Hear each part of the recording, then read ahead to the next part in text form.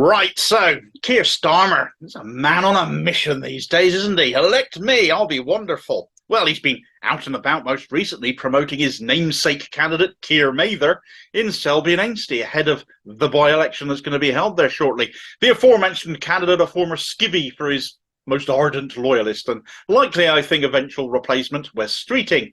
But his promotion, his electioneering, his campaigning, certainly of late, though, you can go back to when he became leader of the Labour Party in 2020, consisting of avoiding setting out what he would do at that point. Rather, he would nitpick what the Tories were doing, but not provide clear-cut solutions and policy positions of what he would do instead.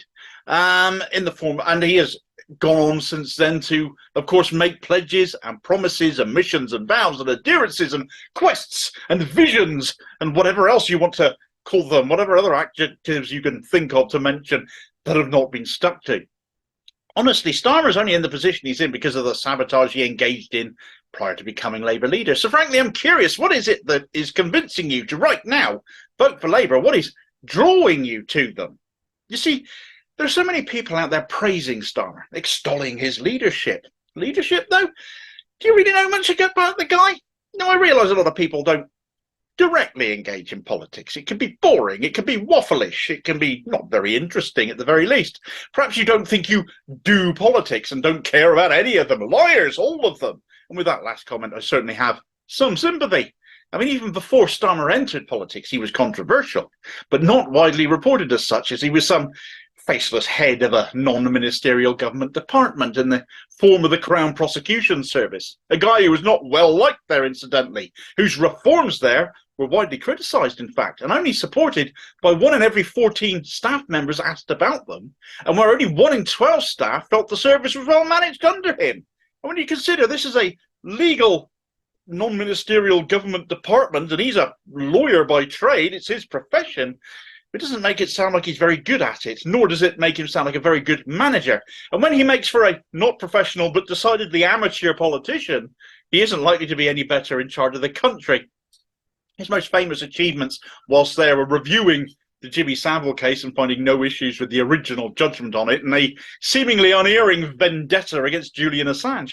More recently, we've learned he was involved in setting sentencing guidelines for child sexual assault after he criticised the Tory government for being soft on child abuse and accusing Rishi Sunak of being on the side of the abusers even. When you set the sentences, Keith, how are you on the right side of that argument? You're not exactly absolving yourself entirely of the affair, are you? Well, that's in the past, his supporters might say. He's a politician now. He's been one for 8 years. Where have you been, Damo? And he's been leader for getting on for half that time. He's got the hang of it by now, surely.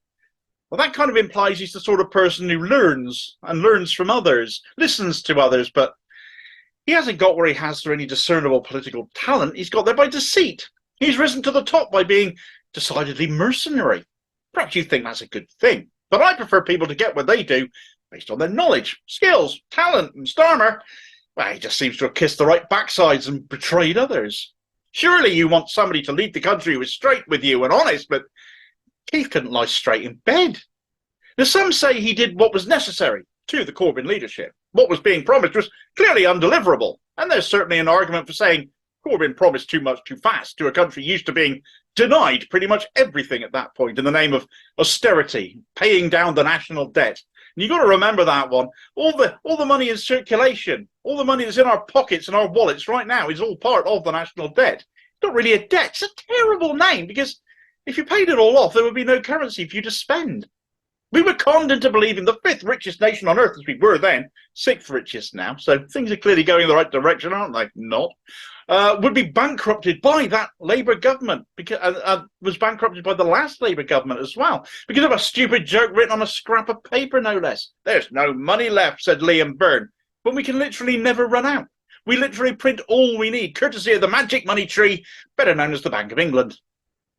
Corbyn would bankrupt the country, the Tories told us, and see, it all ended up as a country voting against our own best interests in the end, the establishment media spinning the lines for the Tories slavishly, being in their interest too, to beat Corbyn as it was. Starmer, for his part, could see what he needed to do for his own ends. After the 2017 election, where Corbyn shocked the establishment by coming within a whisker of power, gaining seats for Labour for the first time since 1997. But even before that, Starmer had joined in with trying to bring him down. The infamous chicken coup, remember that one? Where shadow ministers resigned on the hour, every hour, and sometimes in between from Corbyn's shadow cabinet to try and force him out. Utterly undemocratic, but this is the Labour right we're talking about. And Starmer joined in with all of that, being one of the last ones to quit, deciding to do so, as he put it in his resignation letter, pretty much because everyone else already had. Quite the leadership qualities there, I'm sure you agree. This failed, of course, but all the attacks on Corbyn, painting a lifelong anti-racist as a vicious anti-Semite later on, combined with an abstentionist position on Brexit because the Tories were destroying themselves over it, and Corbyn was just giving them enough rope to carry on, but it gave Keith his opportunity, and in a speech ahead of the 2019 general election, he announced, despite it not being in his speech, not being cleared by the party leadership, he destroyed Labour's electoral chances and ushered in a Boris Johnson-led government by calling Labour a Remain party and advocating for a second referendum over Brexit. The whinging of a bitter Corbynista, some might sneer when I say that, but hey, those are the facts, and I'll happily say, as a Corbyn supporter both then and now, that he should have sacked Starmer on the spot for what he did. But he didn't. He's too nice for politics. Starmer definitely isn't, though.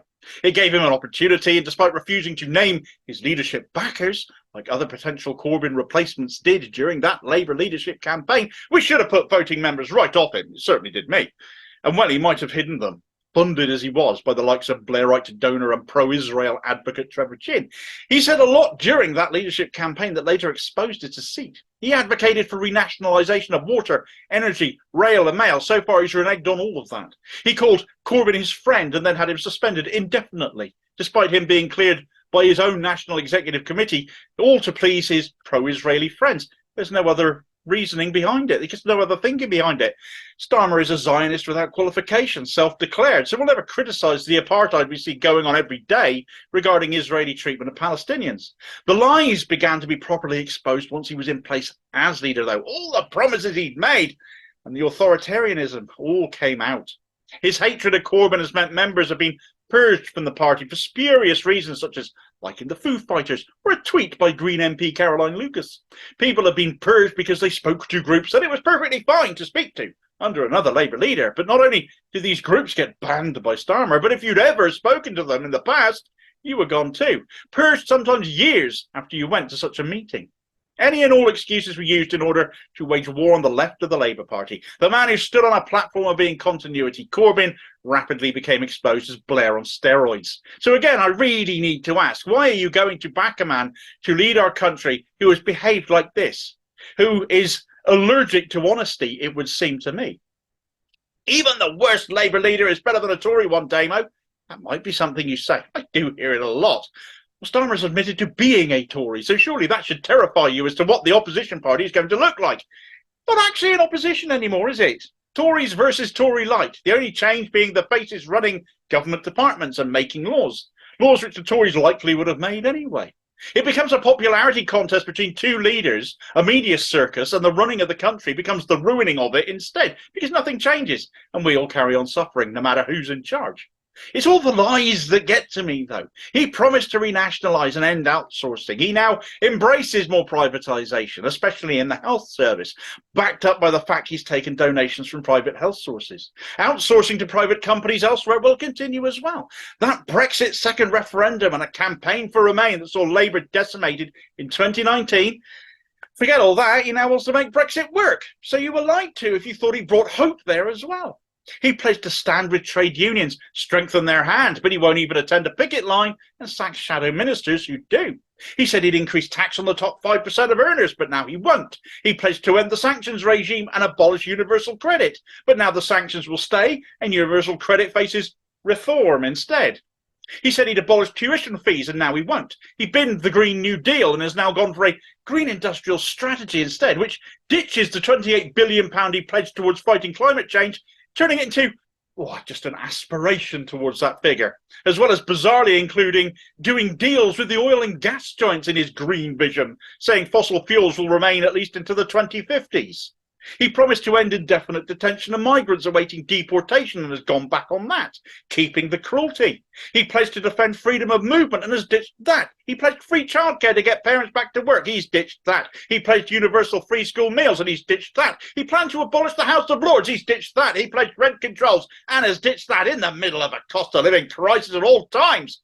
Just to be doubly insulting, and the hopes for new energy companies supplying us, state-controlled no less, GB Energy as he called it, has turned out to be a complete con, as it'll only produce and distribute to those companies already making the massive profits and who have been scalping us for months. So they get cheap energy supplied to them to increase their already inflated margins when they sell it on to us, because fat chance they'll pass on those savings. We've seen it all too recently. And above all else, he's broken his pledge to become an effective opposition to the Tories, because instead he's become one. He always was one. But why? Why has he done all of this? And why does he think it's going to benefit him? Why does he think people are going to vote for him? And that's why I'm asking you, why would you vote for him? His polling leads are entirely built on the Tories collapsing as an acceptable replacement, safe pair of hands for establishment interests. The media have largely backed off him, and indeed he's kissed up to them in the most appalling ways, regularly writing for Rupert Murdoch's Scum, for example, when back on the Labour leadership campaign, he promised potential voters that he wouldn't. No less than in Liverpool, home of where the Sun is absolutely rinsed and is an absolute disgrace and treated like the absolute piece of filth that it actually is. He is so dishonest. The only difference between him and Boris Johnson is a comb. So why vote for him? There are those who will tell us it's all cunning ruse. And when in power, he'll magically turn into a socialist again, despite purging so many socialists and giving them no reason to back him at all. What do you think is going to happen? How do you think this is going to happen? Is he going to get visited by 3 ghosts in the middle of the night and he'll wake up the next morning with a Corbyn-style beard and pledging for the many and not the few? He's ditching all the stuff that appealed to people, yet some out there expect us to just believe he'll actually deliver them once in power. The left-wing principles, the left-wing policies, and even left-wing MPs and candidates are out, where he's managed to rig selections in his own favour, and you expect us to buy that. Labour conference votes in policies they want Labour to enact, supposedly sovereign in the party as it is, and Starmer roundly ignores them. Why should he take any notice of anyone else once in power? Once he's got the vote, that's it. You're no longer going to be useful to him, and he will arrogantly do as he likes, just as he's doing within the Labour Party now, except he'll be able to do it with the entire country, and it'll be too late. And I warn anyone unquestioningly extolling this man's non-existent virtues that you're going to have egg on your face when reality finally bites. There's no good reason to vote for Labour with Starmer in charge, not one. Saying it's to get the Tories out isn't a reason. Because when he is no different, you've not changed anything. If you believe he's different, then no amount of lies I can spell out, and I could go on far longer, will make any difference to you. You won't hear it. Everything I've said here has already happened. He's already done all of this, and he's still currently in opposition. Neither Labour or the Tories are fit to run the country. The Tories never are and never should be. And Labour can't be whilst they're basically led by Tories too. The likes of Starmer, the heir to Blair, and a return to red Toryism instead of blue. Never enough to fix the country. If you've got a better reason to back him, if you have something genuinely tangible and evidence that I've not seen, that I've missed, that provides you a reason to back him and have blind faith that he's going to be an improvement, you're welcome to tell me in the comments. But good luck to you finding something. He's benefiting entirely from a Tory implosion. He may well win a Blair-style landslide because of that, which is just perverse. And again, right-wingers will say this is because nobody supports left-wing policies. The entire country is right-wing. But to that I'd say no matter how unpopular Corbyn got, the policies he stood for remain popular as well as being fully costed. And this is why they're still attacking the man to this day. This is why he still is rent-free in people's heads, because you can't kill his ideas.